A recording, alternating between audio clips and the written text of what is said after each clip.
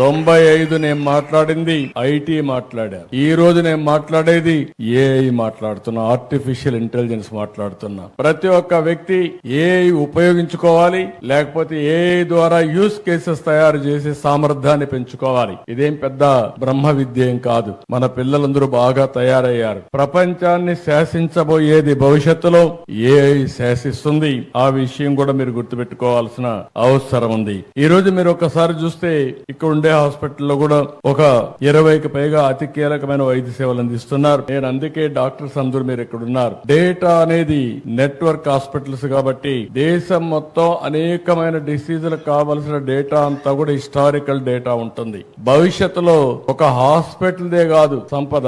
భాస్కర్ రావు కిమ్స్ లో మీరు చూస్తే దేశంలో ఎవ్వరి దగ్గర లేని డేటా, ప్రపంచంలో ఎవ్వరి దగ్గర లేని డేటా కిమ్స్ దగ్గర ఉంటుంది. డేటా వెల్త్ అని చెప్పి మీ అందరికి తెలియజేస్తున్నా. రేపు రాబోయే రోజుల్లో సంపద మన దగ్గర ఎన్ని కోట్లు ఉన్నాయని కాదు, నా హాస్పిటల్ ఈ రోజు మార్కెట్ వాల్యూ ఎంత ఉందని కాదు, నా దగ్గర ఎంత డేటా ఉంటే ఆ డేటాను ఉపయోగించుకుని ఆర్టిఫిషియల్ ఇంటెలిజెన్స్ చేస్తే నిర్ణయాలు 100% పర్ఫెక్ట్ గా వస్తాయి. నిర్ణయాలు సరిగా ఉంటే డబ్బులు సంపాదించడం చాలా సులభం అవుతుందని చెప్పి కూడా నేను మీకు తెలియజేస్తున్నా.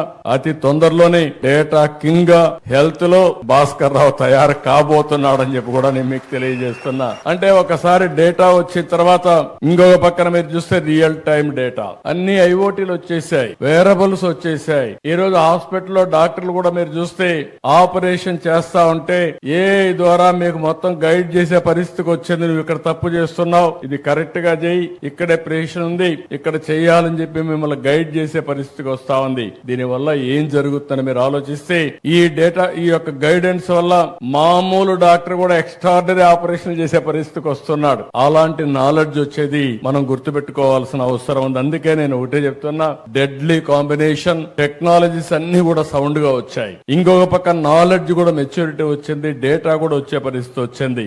రియల్ టైం అప్లికేషన్ చేయడానికి ఆర్టిఫిషియల్ ఇంటెలిజెన్స్ గాని, మళ్ళీ ఆర్టిఫిషియల్ ఇంటెలిజెన్స్ ద్వారా మీరు ఎక్కడున్నా మీకు నాలెడ్జ్ ప్రొవైడ్ చేయడం రియల్ టైం లో జరిగే పరిస్థితి వచ్చింది.